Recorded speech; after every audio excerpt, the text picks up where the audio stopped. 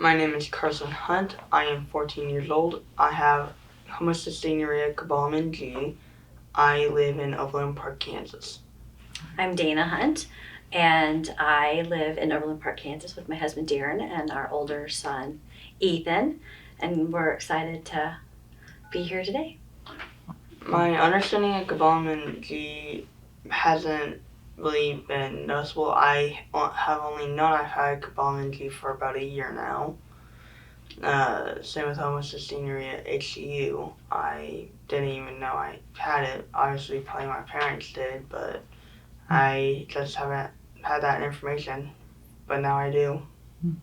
And I think Carson will be the first to tell you that outwardly it's really the eye disorder that people notice. Mm-hmm. And so with the nystagmus and that part of the problem is what he's been aware of. You've been aware of that with all the doctors. But then the cobalamin G, the cellular component, how complicated this rare genetic disorder is, we really have just been trying to explain slowly over the years what's happening with inside his body, the importance of taking medication on a daily basis, on all the things that make him different. When he really started to notice was when he noticed that he was taking things a lot differently than his older brother on a daily basis. Why am I taking all these meds? Why am I getting a shot? Why can't I see that? How come I can't do this? And those were really the times around 7 or 8 that we really started to kind of slowly introduce what was happening. But it's so complicated, to be quite honest, as you know. We have family members 14 years later that it's very difficult to even understand what's happening, and everyone keeps going back to the eye issue. So we've been really working with Carson on literature and language and understanding what's happening, and then how his independence and advocating for himself now that he's turning, and how he can embrace this time, embrace what's his rare genetic disorder. We always live by the fact that it doesn't define him, but it's a part of us. And now we're excited that he's taken this on to really advocate on all areas of his health. I definitely do think that the importance is going to be growing older that I get. I do think that the importance is going to be like, how can I give this information for whenever I go to college? How can I get help there? Like, how can I give this information to my doctors whenever I go to the hospital? The importance of how I understand cobalamin G is going to be on how I can give doctors information to give information to help me in my life. Starting about 3 years ago, I have been making my own meds in the morning and at night. I have been able to set them on my own. I have not needed my dad to set them out. I can do that on my own. The only thing that I do need help with is whenever I get my shot. For me, it's been such an elation. Like, I look at him and just am filled with pride and so much joy, looking at him taking responsibility, being able to, and they told us all the things that he wasn't going to be able to do. And now, not only is he doing all of those things, but he's taking it upon himself to really take responsibility and understanding and drawing his meds, taking them. It's a lot and it's complicated, but I'm just filled with so much pride and so much joy watching him be able to do this, because we didn't think that there was ever going to be a time. And is it hard to let it go, a little bit of the mom role, and not continue to hover? Absolutely. But part of this, the excitement of this journey has been watching him grow.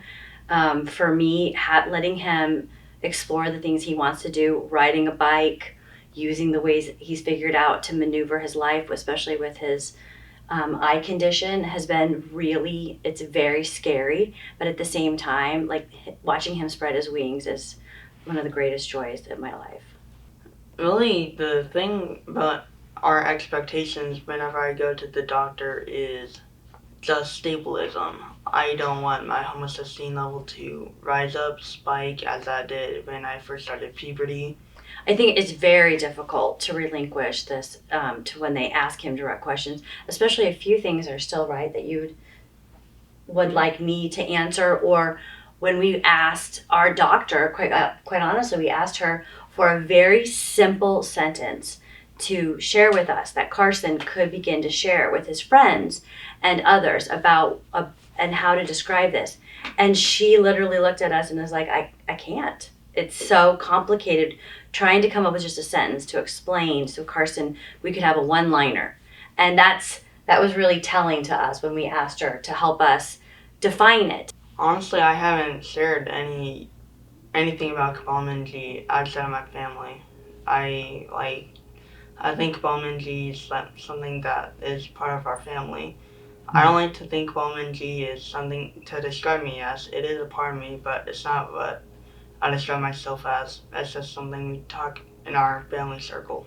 Yeah, I can understand that. I think the friends mostly with the eyes, right? All Yeah. of those have gone. The visual, the eye situation has always been visual. Everyone knows about that. Just nothing about homocystinuria, Kabbalah, nothing like that. I mean, middle school was definitely a lot easier, but that was because my teachers could understand how they can help me. Elementary schools never helped me at all, just always middle school teachers, but Because you told them. Yeah, I told them. I was able to advocate for myself. And so they understood they could help, and now going into high school, I can just carry on from middle school what I can do into high school. I think that in elementary school, especially when we're dealing also with a diagnosis and doctors, and it's important to know psychologically to know, listen, you've got this. Everyone has different challenges, different things to overcome. These are yours, and this is how we're going to handle it. Creating a relationship with your school nurses in all three buildings, elementary, middle, and high school, getting to know the educators, getting involved. It's very hard to ignore me when I keep at you over and over again. So I think as involved as you can get, and don't be afraid to speak when you are, because it is navigating new territory. And when they're this rare, it is so new that everyone is nervous. And it's okay because we're nervous also, but don't be afraid to say, this is what we need. This is what my child needs in order to be successful, and work together. I would always say to people that were nervous of advocating for themselves is that every question is a good question. You don't need to be nervous. Always ask for help. If you advocate for yourself, there's no harm. You always have a voice. You are never sounded out from anybody. Just, if you are nervous, don't be. You are going to be listened to.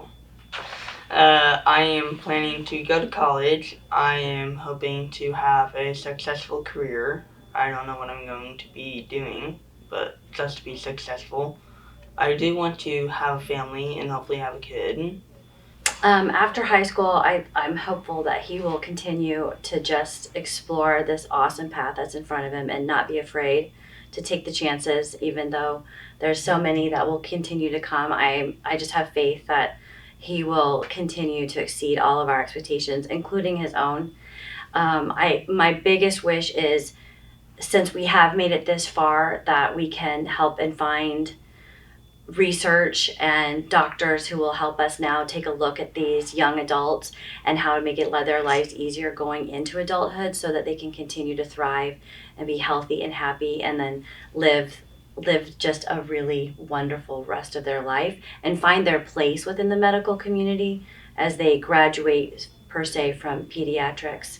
I think that's going to be really important, that we step up the game of what's happening for the young adults with these rare genetic disorders.